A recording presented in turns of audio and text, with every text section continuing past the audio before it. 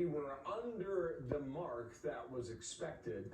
Hiring cooling down a bit as the economy added 209,000 jobs last month. That is weaker than expected, as I mentioned. Larry Kudlow is the host of Kudlow on Fox Business. Larry, good day to you. Morning, sir. Going through the numbers here, trying to figure it out. We had that huge payroll drop yesterday that topped out at almost 300,000. Some people are saying that's a fluke. I don't know, but this missed the mark, and we had two revisions that were lower for the previous 2 months. Your evaluation of this is what, Larry? Yeah, look, Bill, you had the ADP report of private payrolls was up almost 500,000. But that number, I kept saying last night on our show, that number is a fluky number. It's not a reliable number. And sure enough, today's number was much lower. And incidentally, with the downward revision, look, you're 209,000 payrolls. That's the softest number since December of 2020. But, Bill, you have to add in the revisions, okay? You lost 110,000 jobs in the prior 2 months. So actually, the June number is only up 99,000. And that's a picture of a weakening labor market, which I might add goes hand in hand with a recession that's developing in manufacturing and production. Contrary to what the president keeps telling us, the numbers are down and business equipment is falling. When you see the business side weaken, fall, and so forth, that's a leading indicator of recession.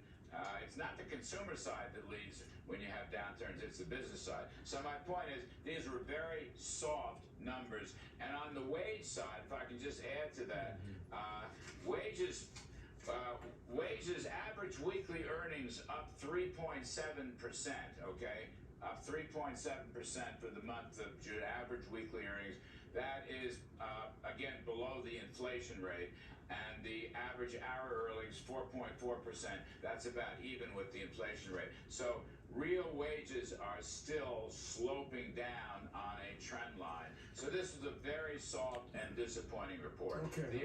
The trouble is the Fed's going to tighten. The Fed's going to tighten anyway. They're going to raise their rate. I think you're right about that. I don't know why. I said 297. It was 497. You're right about that. Almost 500,000 jobs added to our private payroll sector from yesterday. Larry, I mean, what do you? I mean, take the temperature for us. Scale of 1 to 10. Are we at 5? Are we at 7.5? What are we? On jobs or the economy? On jobs or the economy, Bill?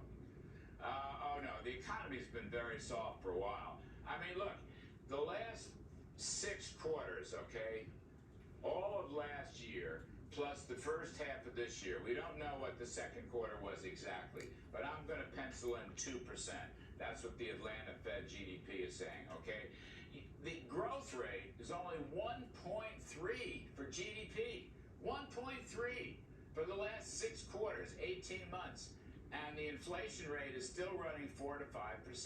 That's a very poor economic performance, and real wages continue to decline. You know, we should be growing this great economy of ours. We should be growing 3, 4, 5%, okay? Because we've had such slow growth for so many years. We should be blasting off if we would unleash the economy.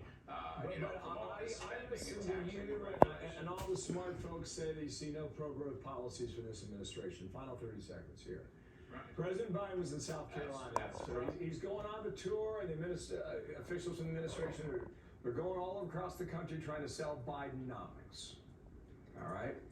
How are they going to make that sale, Larry? It's a tough sale, Bill. But Bill, first of all, you have to. What is Bidenomics?